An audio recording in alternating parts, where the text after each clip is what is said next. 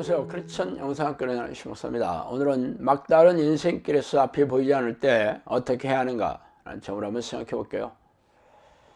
당신이 제 동영상 제목에 눈길이 가서 클릭했다면 제가 말하는 암담하고 고통스러운 삶을 살고 있는지 모르겠어요.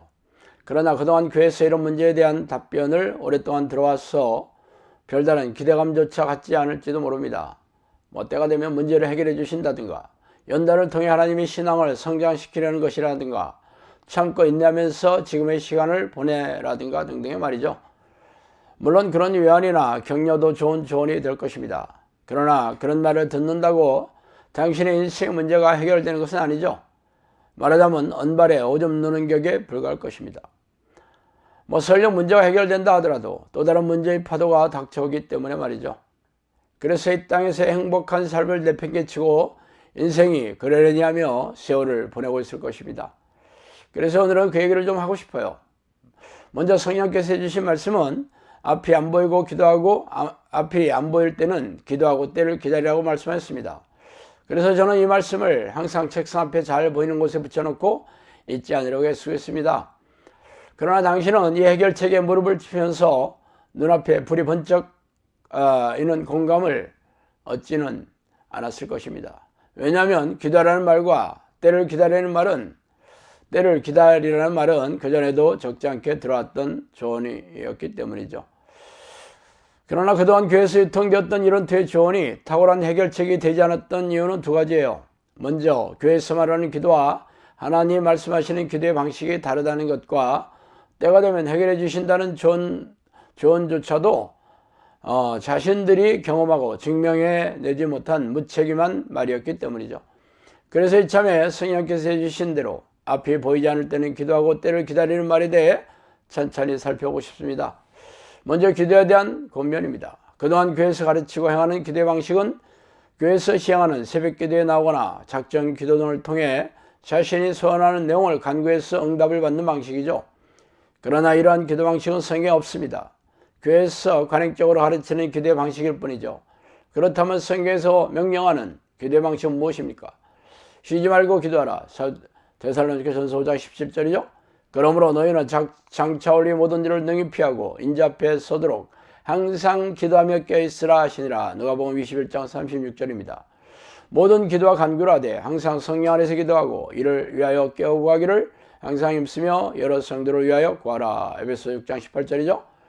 현대교회에서 가르치고 행하는 기도의 방식이 효험이 없는 이유는 성경대로 기도하지 않기 때문입니다. 그동안 현대교회에서는 새벽 기도에 나와 겨우 1, 20분 기도하는 것을 권면하고 박수를 쳐주었죠. 그게 쉬지 않고 기도하는 것이고 항상 기도에 힘쓰는 것입니까? 항상 기도에 힘쓰라고 명령하신 예수님이 기도의 모본을 어떻게 보이셨어요? 예수님은 새벽 일찍이 밤이 새도록 기도의 습관을 들여 틈만 나면 한적한 곳에 가셔서 기도하셨습니다. 사도 바울이 쉬지 않고 기도하라고 권면했다면 현대교회처럼 새벽 기도에 나가 겨우 10분 동안 기도하는 것이었을까요? 안타깝게도 대부분의 교인들은 하루에 10분도 기도하지 않으며 대부분의 목사들도 하루에 30분도 기도하지 않습니다. 그렇기 때문에 예수의 명령과 성경대로 기도를 가르치고 행하지 않고 있는 이유죠. 자, 여호와는 악인을 멀리하시고 의인의 기도를 들으시느니라. 잠언 15장 29절이죠. 그러므로 너희 죄를 서로 고백하며 병이 낫기를 위하여 서로 기도하라. 의인의 간구는 역사하는 힘이 큼이니라. 야고보서 5장 16절입니다. 성경은 희생적인 강도를 높여 금식하며 기도하고 기도할 날짜를 작정하고 헌금을 들여가며 기도하는 사람들에게 응답하신다는 말씀을 하지 않으셨습니다. 성경은 의인의 기도를 들으신다고 콕 집어서 말씀하고 계시죠. 그렇다면 의인은 어떻게 기도하는 사람입니까? 의인이란 하나님이 기뻐하는 사람이죠. 즉 하나님이 기뻐하는 사람은 문제가 생기면 기도하거나 자신의 소원을 들어달라고 애걸복걸하는 사람이 아닙니다. 하나님이 기뻐하시는 의인의 반열에 서려면 오직 하나님만을 사모하고 기뻐하며 늘 하나님과 깊이 교제하는 기도를 습관으로 들여서 하는 사람이죠. 이런 사람의 기도는 자신의 욕구를 채우거나 삶의 문제를 해결해 달라는 기도가 아니라 늘 하나님의 이름을 부르며 성령께서 찾아와 주셔서 내주하기를 학수고대하며 하나님을 찬양하고 감사하고 경배하며 하나님의 뜻을 구하고 자신의 죄를 회개하며 씻음을 받는 기도를 하는 사람입니다. 이런 기도의 습관을 들여 하나님과 동의하는 사람들만이 하나님이 기뻐하시는 의인입니다. 믿음이 없이는 하나님을 기쁘시게 하지 못하나니 하나님께 나아가는 자는 반드시 그가 계신 것과 또한 그가 자기를 찾는 자들에게 상 주시는 이심을 믿어야 할지니라. 히브리서 11장 6절이죠. 너희가 기도할 때 무엇이든지 믿고 구하는 것은 다 받으리라 하시니라. 마태복음 21장 22절 말씀입니다. 100% 응답이 내려오는 것으로 증명하는 믿음과 교회에서 가르치는 공허하기 짝이 없는 자기 확신의 믿음은 다릅니다. 하나님이 기뻐하시는 믿음은 하나님이 살아계시다는 것을 확신하며 날마다 쉬지 않고 하나님의 이름을 부르고 찾아오는 사람입니다. 그래서 당신의 삶이 견고하고 앞이 보이지 않는다면 이제부터라도 하나님의 이름을 부르며 전심으로 성령이 내주하는 기도의 습관을 들이세요. 그러면 하나님께서 찾아오셔서 당신의 삶의 문제를 해결해 주실 때까지 기다리시면 됩니다. 그러나 거기 하기 싫다면 불평불만하지 마시고 당신의 힘으로 살아가야 할 것입니다. 하나님의 명령에 순종하기 싫어하면서 하나님의 응답을 기다리는 것은 헛수고에 불과하기 때문이죠. 자, 오늘 여기까지 하겠습니다. 감사합니다.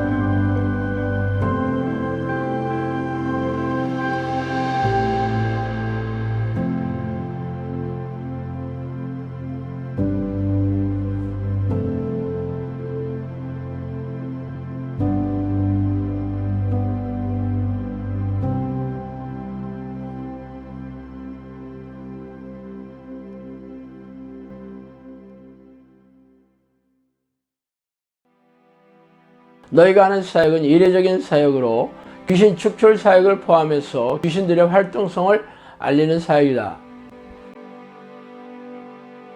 오래전 평신도 시절에 저는 영적 세계와 귀신의 존재에 대해 호기심이 적지 않게 있었어요. 그러다가 하나님의 부르는 기도를 시작한 지 10년이 지난 어느 날 천사라고 자신의 신분을 밝힌 영이 저를 찾아오는 것을 시작으로 영적 세계에 걷잡을 수 없이 빨려 들어갔죠. 책에서 소개한 25가지의 사건들은 사실 빙산의 일각이에요. 귀신들은 입을 통해서 음성으로 말하기도 하며 누군가가 귀에다 대고 말해주는 것처럼 영음으로 말해주기도 합니다. 또한 사람 안에 잠복하여 뇌를 장악하고 조종하고 모든 신체 기관을 움직일 수도 있어요. 물론 대부분의 귀신들은 자신의 존재를 감쪽같이 속여 숨어서 조종하지만 말이죠. 귀신들이 잠복하여 들어가 있는 정신질환 환자들에게서 귀신을 쫓아내면서 정신질환과 고집병을 취하면서 제 주장을 증명해오고 있습니다.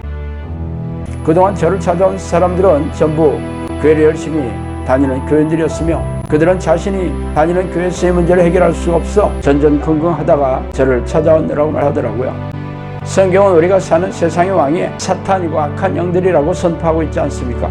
그들은 놀라운 위력과 능력으로 죄의 덫을 놓고 유혹해서 죄인으로 만들어 생명과 영혼을 사냥하는 섬뜩한 놈들이라고 밝히고 있습니다. 그래서 예수님은 죄를 부추기고 죄인으로 만드는 이놈들과 피 터지게 싸워 이기는 사람들만이 생명책에 이름이 지어지지 않을 것이라고 말씀하시지 않아요? 그러므로 귀신들의 정체와 공격에 무지한 교인들은 속아서 포로로 잡혀있으며 이 땅을 떠나면 지옥불에 던져질 운명이 셈이죠. 종말의 시간이 가까울수록 악한 영들은 더욱 날뛰면서 교인들에게 불행과 고통을 줘 영혼과 생명을 사냥하고 있는 이때 성령께서도 귀신들에게 고통받고 있는 하나님의 백성들에게 귀신들의 정체와 공격을 알리고 이들과 맞서 싸워 이기는 정형산을 양육하라는 성령의 명령의 일환으로 이 책을 쓰게 되었어요. 그러므로 당신도 이 책을 통해 귀신들의 정체와 공격을 잘 알고 영생을 준비해야 하지 않겠어요? 정신을 바짝 차리고 영적 전쟁을 준비하지 않는 사람들은 죄다 이놈들의 포로가 될 것이라는 것을 명심하기 바랍니다.